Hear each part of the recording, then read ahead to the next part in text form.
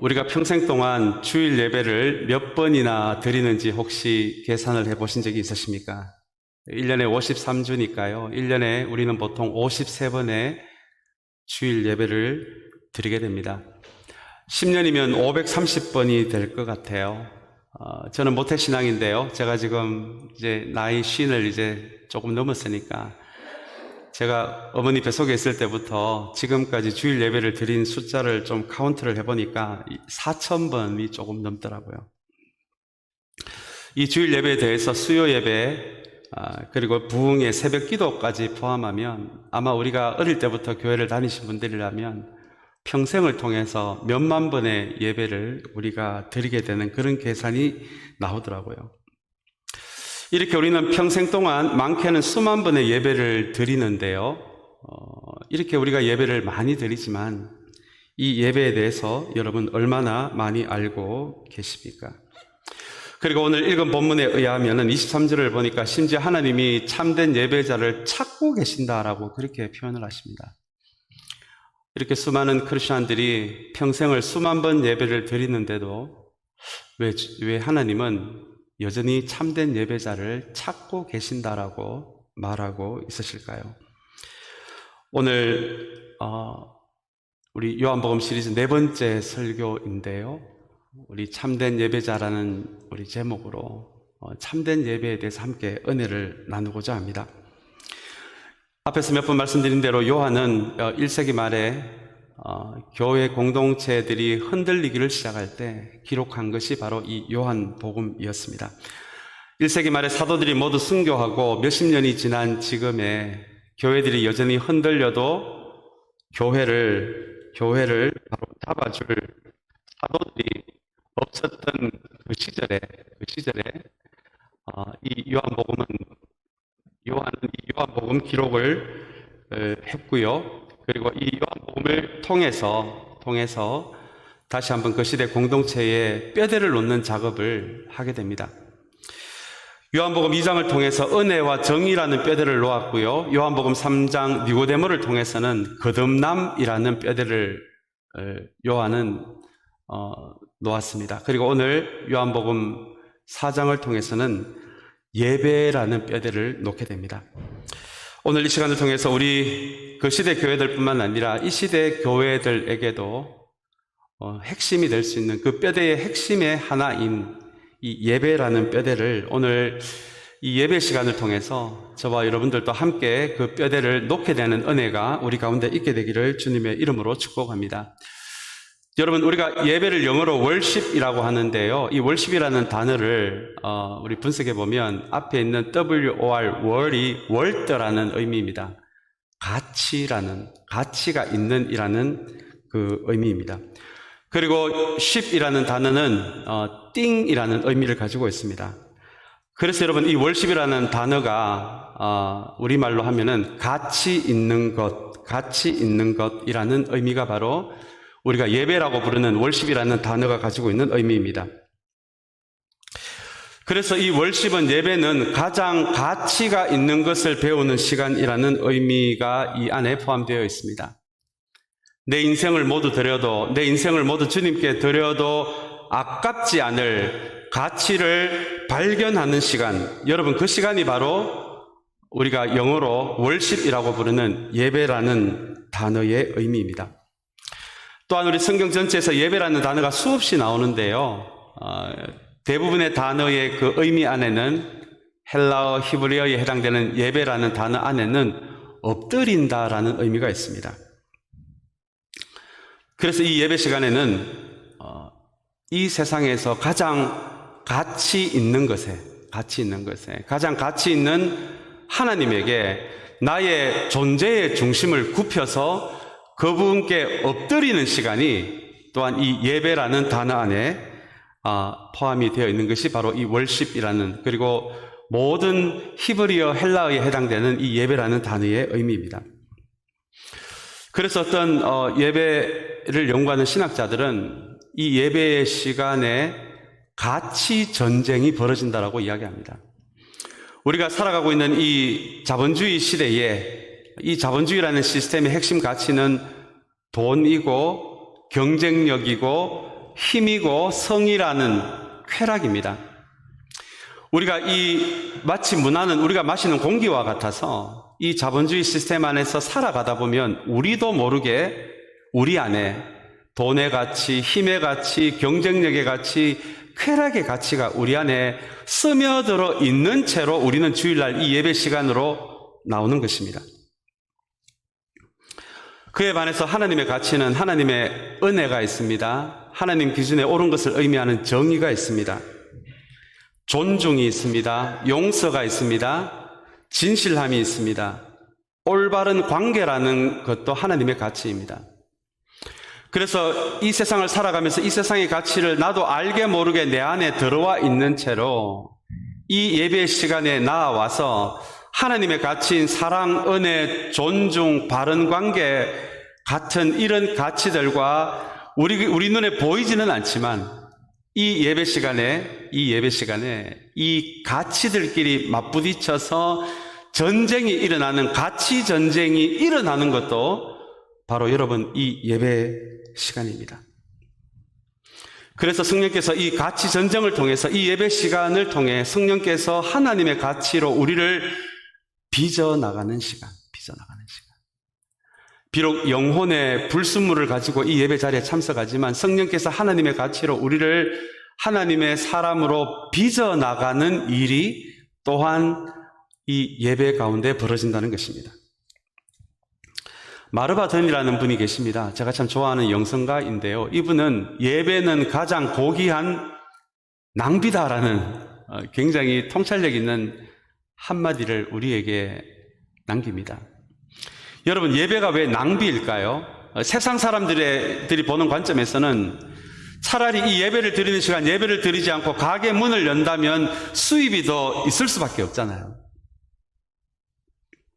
그리고 심지어 이 예배를 드린다고 해서 누가 돈을 주는 것도 아니고 심지어 우리는 헌금을 하고 오잖아요.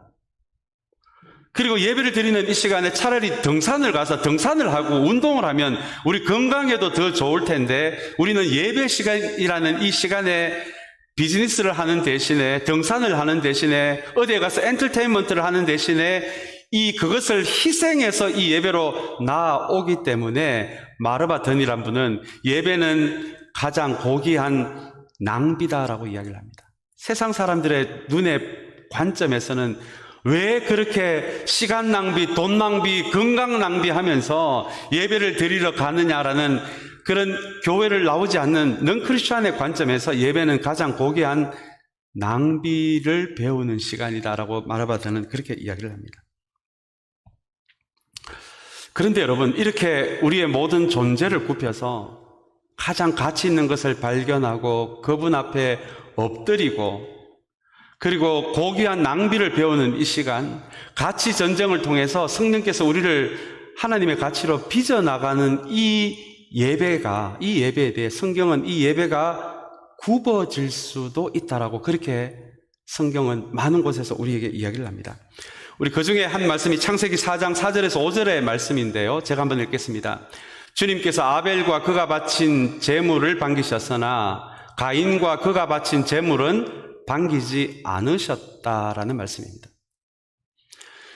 여러분, 이 말씀을 가만히 들여다보시면요, 우리 창조 이후에 가인과 아벨을 통해서 예배가 어떻게 이루어졌다라는 것을 우리가 좀 볼 수가 있는데요. 아마 저를 포함해서 여러분들 대부분은 우리 이 예배 시간을 통해서 하나님께서 생업을 통해 우리에게 주신 것을 하나님께 또한 헌금으로 바치는 그런 시간이 우리 예배 안에 있기 때문에 이 예배를 통해 우리가 하나님께 드리는 것은 바로 헌금이다, 우리가 준비해온 제물이다 라고만 생각하는 분들이 많으실 것 같아요. 저도 한때 그렇게 생각을 했습니다. 그런데 오늘 이 말씀을 가만히 보니까 하나님이 받으시는 것은 우리가 준비한 제물뿐만 아니라 오늘 이 말씀을 보니까요, 주님께서 뭐를 받으셨다고 말씀하십니까? 아벨과 그가 바친 제물입니다. 가인과 그가 바친 제물입니다. 창세기 4장 4절 5절의 말씀에 의하면 하나님은 우리가 준비한 헌금을 받으실 뿐만 아니라 그 사람까지도 받으신다는 의미입니다. 이 말씀은 예배 자리에 오기 전까지 아벨과 가인의 한 주일의 삶까지도 받으신다는 의미입니다. 여러분, 어떻게 보면 하나님은 우리가 드리는 헌금보다도 우리 자신들에게 더 관심이 많으십니다. 전지전능하신 하나님이 돈이 부족해서 우리가 드리는 헌금을 기다리고 계시겠습니까? 하나님이 우리에게 주신 물질을 구별해서 드리는 것은 참 아름다운 헌금이지만, 섬김이지만, 드림이지만, 그러나 오늘 말씀에 의하면은 그 헌금 이전에 하나님이 또 한 가지 받는 것이 있는데, 그것이 바로 아벨 그 자체를 받으시고 가인 그 자체를 받으신다는 의미입니다.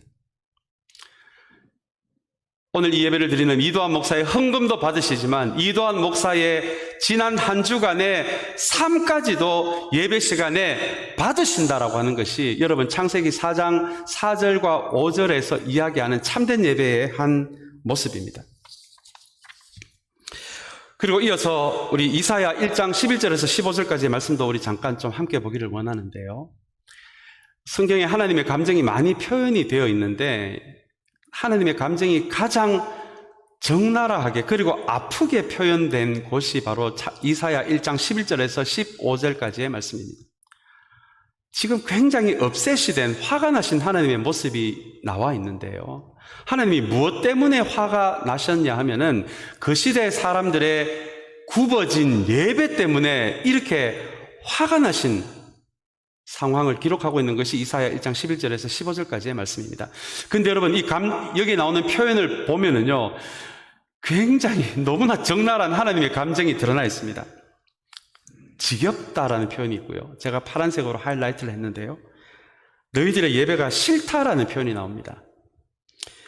헛된 재물을 가져오지 말아라라는 말씀도 나오고요. 나의 뜰만 밟을 뿐이다라는 말씀도 나옵니다. 쓸모없는 것들이다라는 말씀도 나오고요. 심지어 역겹다라고 하십니다. 그 시대 드리는 사람들의 예배를 하나님이 역겹다라고 하십니다. 더 이상 너희들의 예배를 견딜 수 없다라고도 하시고요. 너희들의 예배를 거들떠보지도 않겠다는 말씀도 나오고, 너희들의 기도를 내가 듣지도 않겠다라는 말씀도 나옵니다. 저는 지난 한 주간 이 예배의 말씀을 준비하면서 이 이사야의 말씀을 읽으면서 갑자기 지금까지도 4,000번이나 예배를 드렸는데 갑자기 이 예배가, 그렇게 저에게 익숙한 이 주일날 예배가 두려워지기를 시작했습니다. 예배가 갑자기 겁이 나기를 시작했습니다. 그저 좋은 재물만 바치면 그것이 전부인 줄만 알았는데, 주님은 예배 드리러 오기 전에, 예배가 시작되기 전에 그 시대 예배자들의 지난 한 주간의 굽어진 삶을 보면서 그 사람들이 아무리 정성스럽게 살찐 양과 염소를 드린다고 해도 삶을 고치지 않는 예배를 역겹다, 짐이 된다, 너희들의 기도 듣기도 싫고 보기도 싫다라고, 그렇게 굽어진 예배에 대해서 이사야 1장 11절에서 15절은 그렇게 이야기를 하고 있습니다. 여러분, 창세기의 말씀과 방금 읽은 이사야의 말씀을 통해서 우리가 이 참된 예배가 무엇인지를 함께 살펴보는 이 예배 가운데 우리가 꼭 한 가지 기억해야 할 것이 있습니다. 그것은 하나님이 우리의 예배를 평가하신다는 것입니다. 우리도 모르게 우리가 예배를 평가하는 데 익숙해져 있습니다. 오늘 예배 시간이 길었다, 설교가 길었다, 오늘 예배는 은혜가 되었다, 오늘 예배는 별로였다, 오늘 성가대 찬양이 좋았다, 성가대 찬양이 오늘은 별로였다, 오늘 장로님 기도가 왜 그렇게 기냐, 우리가 이런 평가에 익숙합니다. 여러분, 이 평가도 필요합니다. 우리가 좀 더 준비된 예배, 정돈된 예배를 하나님께 드리기 위해서 이런 평가도 필요합니다. 그러나 여러분, 우리가 이 예배를 평가하기 전에 반드시 우리가 먼저 기억해야 할 것은 이 예배 가운데 하나님도 우리의 예배를 평가하신다는 것입니다. 우리가 얼마나 정성스럽게 좋은 옷을 입고 와서 이 자리에서 많은 헌금을 드리느냐를 평가하시는 것이 아니라 이 예배를 오기 전까지의 그 삶을 예배 시간에 평가하신다는 것이 여러분 우리가 방금 읽은 이사야 1장의 말씀입니다. 그러나 하나님은 평가만 하시는 것이 아니라 우리 그 시대 사람들의 삐뚤어진 예배를 고쳐주시는데요. 그 말씀이 바로 이사야 1장 16절 17절의 말씀입니다. 우리 이 말씀 참 중요한 말씀이어서 우리 함께 한번 같이 읽겠습니다. 너희는 씻으라, 스스로 정결하게 하여라. 내가 보는 앞에서 너희의 악한 행실을 버려라. 악한 일을 거치고 옳은 일을 하는 것을 배워라. 정의를 찾아라. 억압받는 사람들을 도와주어라. 고아와 송사를 변호하여 주고 과부의 송사를 변론하여 주어라 라는 말씀입니다. 그렇다면 여러분, 주일날 지금 1부 예배 우리 8시에 드리고 있는데요. 이 8시, 10시 반에 드리는 2부 예배, 그것만이 예배가 아니라 오늘 이 이사야 말씀, 창세기의 말씀을 비추어 볼 때 우리가 오늘 이 예배를 마치고 예배문을 나서는 순간 삶으로 드리는 예배가 이 문을 나서는 순간 시작이 됩니다.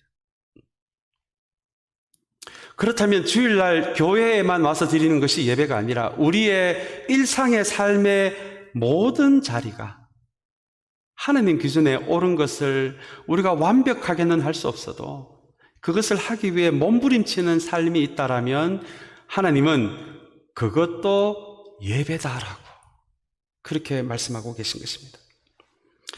그렇다면 여러분, 다른 사람은 저울 눈금을 속이면서 물건을 팔아도 나는 이익을 조금 보더라도 저울 눈금을 속이지 않고 물건을 팔겠습니다라고 한다면 그것이 하나님의 눈에는 예배라는 것입니다.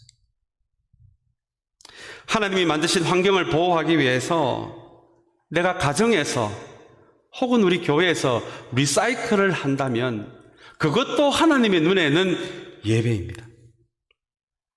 공동체 안에서 내가 기분이 좀 상하더라도 내 자존심이 조금 상하더라도 하나됨을 지키기 위해서 내가 그 순간을 참을 수가 있다면 오늘 이사야의 말씀의 기준으로 보자면 그것도 예배라는 것입니다. 사람을 차별하지 않고 오늘 고아, 과부 이야기가 나오는 것처럼요. 그 사람이 가난하다고 무시하지 않고 그 사람이 그런 조건 안에서 살아간다고 그 사람을 차별하지 않는 것도 그 사람들을 위해서 조그만 무엇인가를 한 가지 하는 것도 예배라고 이야기합니다. 사랑하는 여러분, 어쩌면 평생 수만 번 드리는 이 예배가 우리에게 너무 익숙해서 혹은 참된 예배가 무엇인지를 모른 채 혹은 습관적으로만 우리가 이 예배를 드리고 있지는 않습니까? 오늘 창세기의 말씀, 이사야의 말씀을 통해서 먼저 하나님이 정말 찾으시는 예배가 어떤 예배인지를 분명하게 붙들 수 있는 오늘 예배가 되시기를 주님의 이름으로 축복합니다.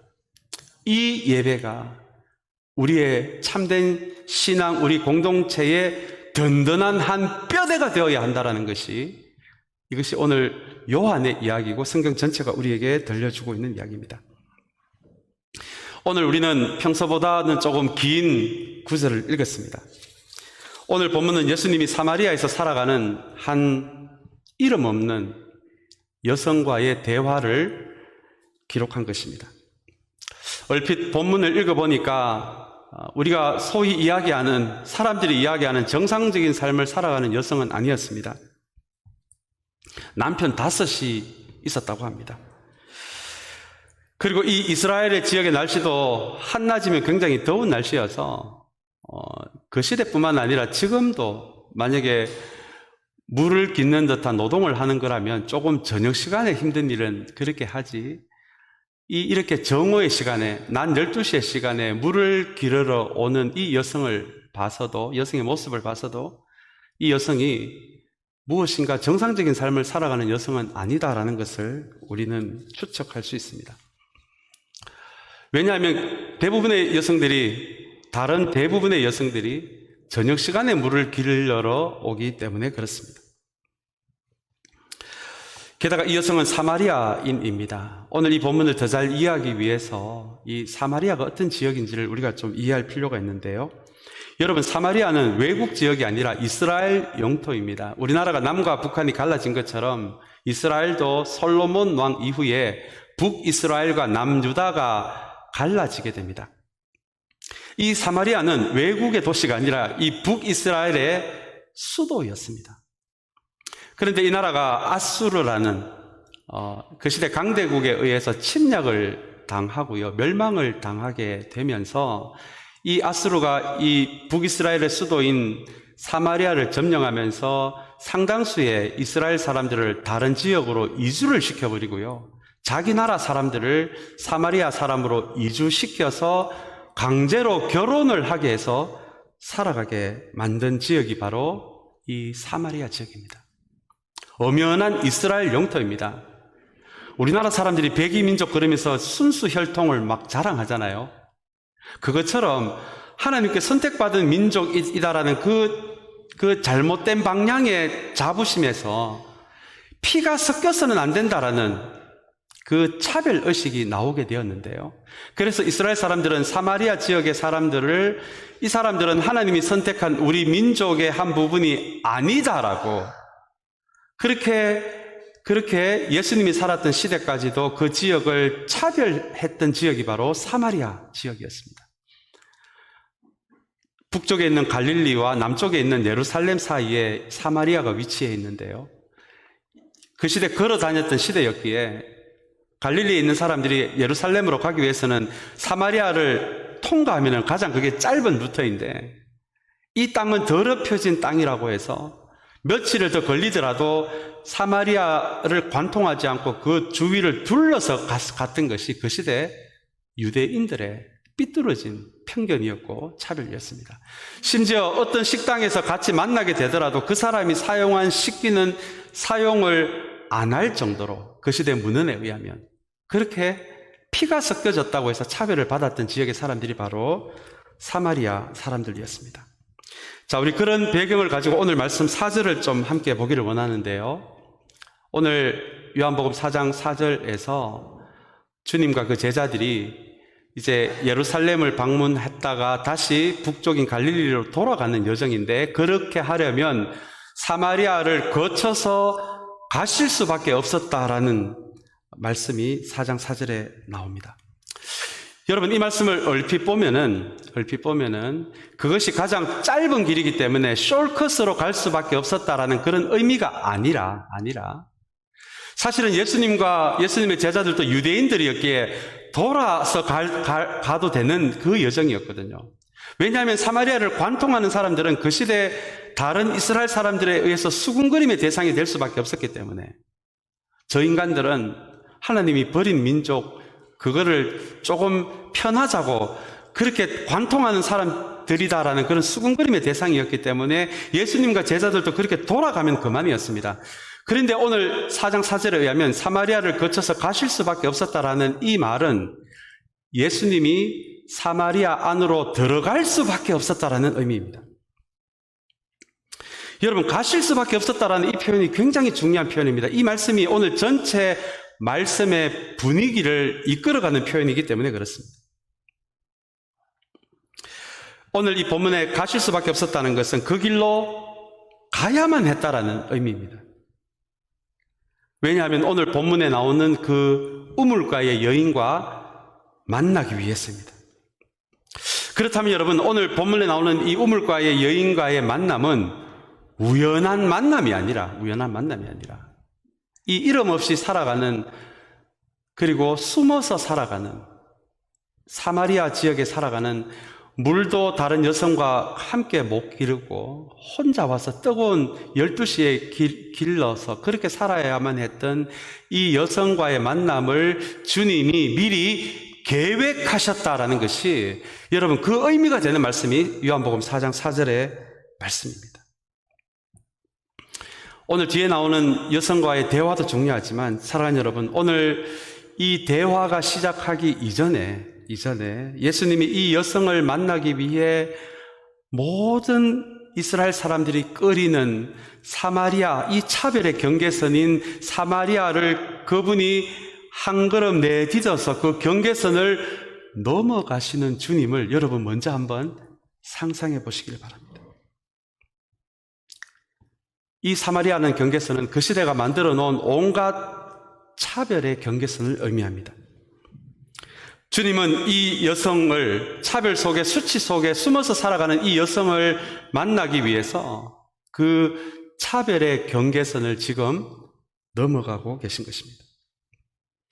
그리고 차별과 수치와 부끄러움 속에서 살아가는 그 여성에게 그저 말동무를 해드리는 것이 아니라 오늘 말씀 전체를 보신다면 이 여성을 그저 숨어 사는 존재가 아니라 부끄러움 속에서 주눅이 들어서 자기를 이상하게 보는 그 시선 속에서만 평생을 살아가게 하시는 것이 아니라 이 여성을 참된 예배자로 세우시기 위해 이 이름 없는 여성을 만나기 위해 차별의 경계선을 걸어서 넘어가시는 예수님을 여러분 먼저 생각해 보시길 바랍니다.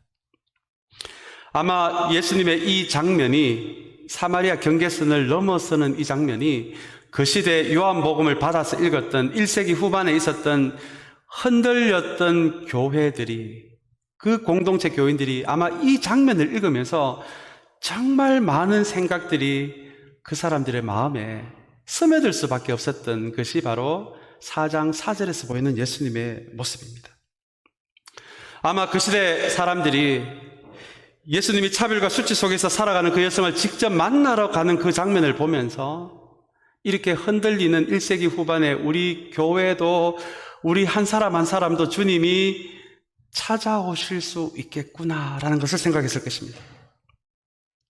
때로는 벌거숭이 같은 나의 인생도 주님이 보시고 있고, 때로는 부끄러움을 가지고 살아가는 나의 인생도 주님이 못 본 채 하지 않으시고, 그 부끄러움을 가지고 살아가는 여성을 이렇게 계획을 해서 찾아가시는 것처럼 나 같은 사람의 인생도 주님이 이렇게 찾아오실 수가 있겠구나. 아마 그렇게 생각했을 것입니다. 그리고 그 여성의 삶을 고쳐주시는 그 예수님의 장면을 바라보면서, 그리고 그 여성을 참된 예배자로 세워주는 그 과정을 보면서 지금 1세기 후반에 이렇게 흔들리면서 살아가는 우리도 주님이 이렇게 평생을 살아가야 할 것처럼 우리를 버리지 않으시고 우리를 참된 예배자로 세우기를 원하시는구나. 그것을 깨달았을 것입니다. 그리고 그 시대의 온갖 편견과 차별 속에서 무시받고 살아가는 사람들을 나도 무시하는 것이 아니라, 오늘 주님이 그 사람들을 참된 예배자로 세워주는 것처럼 나도 그 사람들을 무시하는 것이 아니라 나도 그 사람들을 참된 예배자로 세워야 하는구나.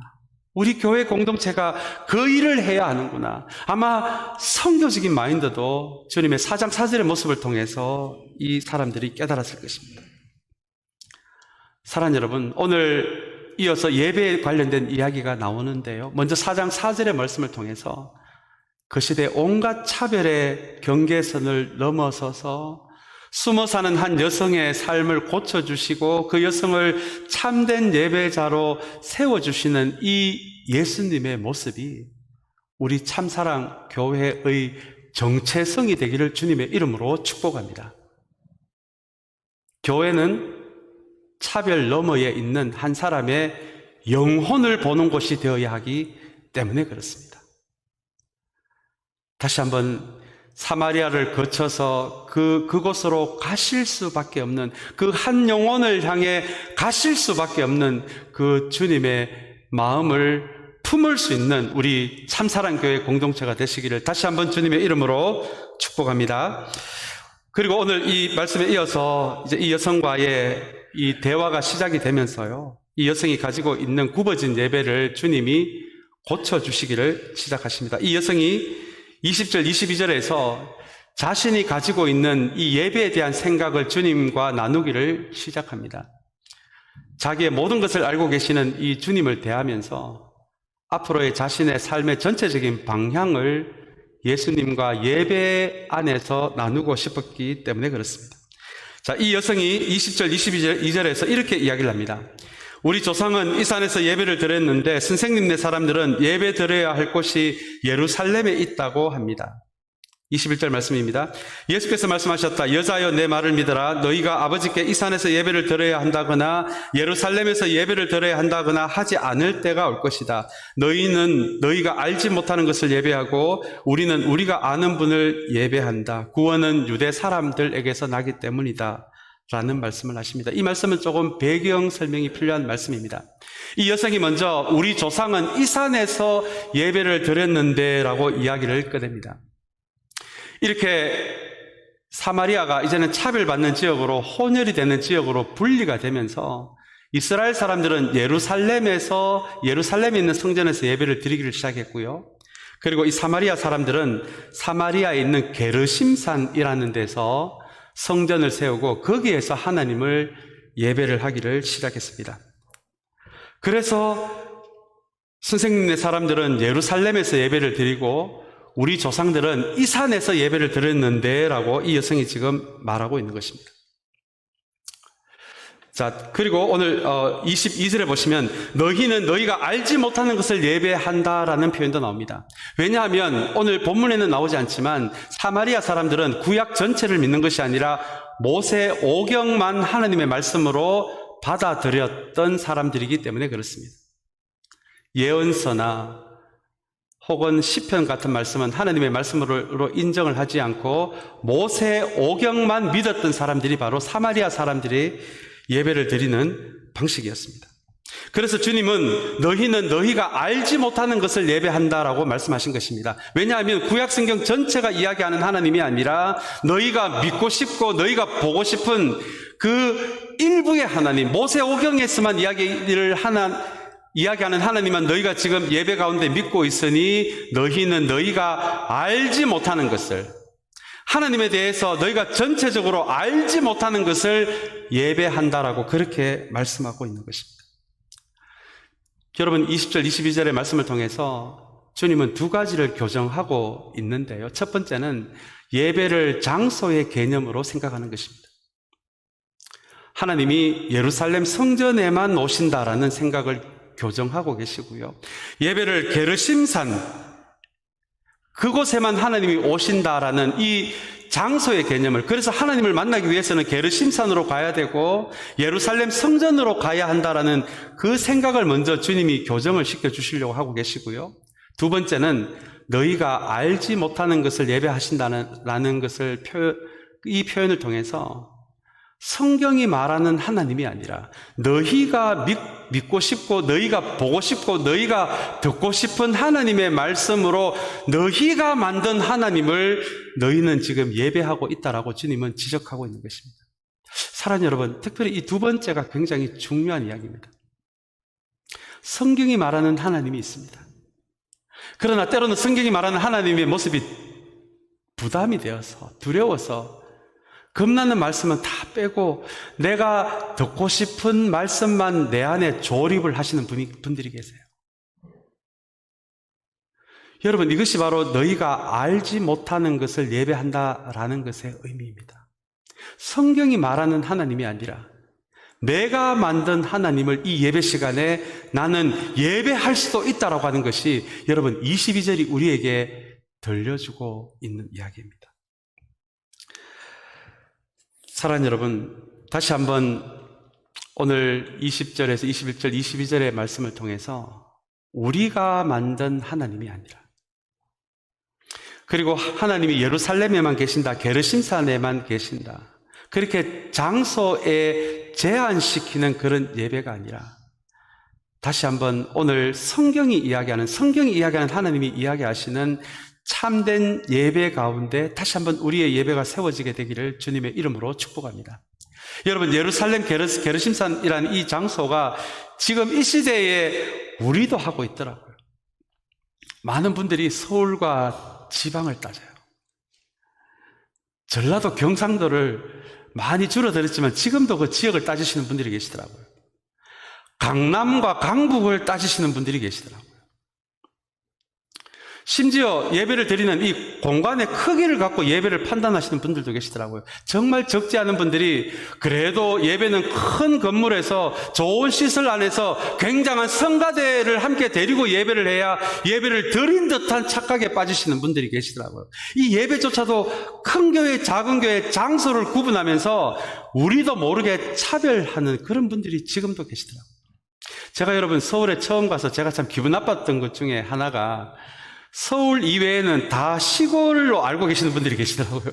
그래서 제가 대구에서 왔다 그러니까 다 시골인 줄 알고 아버지가 밭농사 하시는지 논농사 하시는지를 제가 물으시더라고요. 어떤 분은 울릉도에서 왔다고 하니까 우리 전육 집사님 울릉도 출신이신데요. 그 울릉도에는 축구하면은 공 세게 차면 공이 바다에 빠지지 않나? 그냥 우리도 모르게 지역에 대한, 장소에 대한, 지역으로 사람을 판단하고 그것으로 예배를 판단하는 그런 습관이 아직도 남아있는 것을 여러분 보게 됩니다. 그러나 주님은 20절에서 22절의 말씀을 통해서 예배는 장소에 따라 좌우되는 것이 아니다. 지역에 따라 좌우되는 것이 아니다.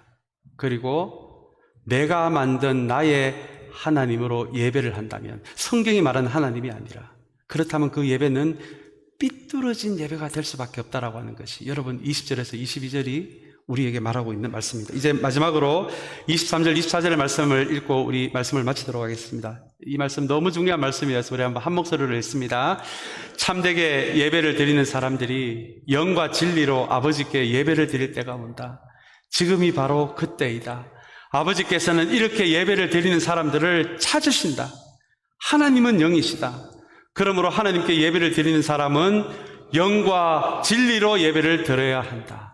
이렇게 이 여성을 참된 예배 가운데 세워주시는 모습으로 오늘 말씀이 마무리가 됩니다. 사랑하는 여러분, 제가 가끔 기도할 때 이런 표현을 씁니다. 주님, 지난 한 주간 우리의 삶의 모습을 있는 그대로 가지고 주님 앞에 나오지만 우리의 것을 의지하여 예배하지 않게 하시고 하나님의 영과 하나님의 진리로 예배를 드려야 한다는 말씀이 바로 오늘 이 말씀에서 나온 것입니다. 여러분, 진리는 하나님의 말씀을 의미합니다. 내가 보고 싶은 거, 내가 듣고 싶은 것으로만 조립된 하나님이 아니라 성경이 이야기하고 있는 그대로의 하나님을 예배하는 것, 그것이 진리로 예배를 하는 것이고요. 여기서 말하는 영은 성령을 의미합니다. 이 산에서 예배를 드려야 하느냐, 저 산에서 예배를 드려야 하느냐, 그래도 예배는 좀 큰 공간에서, 큰 교회에서 예배를 드려야지 개척교회 같은 작은 교회는 그게 예배 같지도 않고 라는 그런 우리도 모르게 그런 차별을 가질 때가 여러분 얼마나 많이 있습니까? 그러나 오늘 주님께서는 이 말씀을 통해서 장소의 문제, 크기의 문제가 아니라 어떤 장소든 아무리 작은 교회라고 할지라도 하나님의 영이신 성령에 의지하여 예배를 드리는 그 장소가 참된 예배의 장소다라고 오늘 주님은 말씀하고 계십니다. 여러분, 성령이 어떤 영이십니까? 우리를 주님께로 이끌어가는 진리의 영이십니다. 우리를 하나 되게 하시는 공동체의 영이십니다. 우리를 구원하시는 구원의 영이시고요, 새로운 일을 꿈꾸게 하는 창조의 영이시고 우리를 위로하시는 위로의 영이십니다. 이 예배를 드리는 가운데 우리가 가지고 있는 가치에 의지하는 것이 아니라 성령께서 하시는 이 일들을 의지하면서 성령님, 이 예배 가운데 이 예배를 통해 나를 주님께로 더 이끌어가 주십시오. 내가 더 하나 되는 일에 힘쓰는 사람이 되게 하여 주시옵소서. 나를 새로운 주님의 비전을 꿈꾸는 사람이 되게 하여 주시옵소서. 지난 한 주간 동안 고단한 삶을 살아온 나를 주님, 성령님께서 위로하여 주시옵소서, 격려하여 주시옵소서. 이렇게 성령님이 하시는 일들에 의지하여 드리는 예배를 하나님의 영과 하나님의 진리로 예배를 드린다라는 말씀의 의미입니다. 사랑하는 여러분, 우리가 앞으로 몇천 번을 더 예배를 드려야 하는 예배들을 앞에 두고 있는 사람들인데요, 사랑하는 여러분, 다시 한번 오늘 이 시대에 이렇게 하나님의 영과 진리로 예배하는 사람들을 찾으시는, 그 하나님이 찾으시는 참된 예배자로 설 수 있는 저와 여러분들이 되시기를 주님의 이름으로 축복합니다. 우리 같이 기도하겠습니다.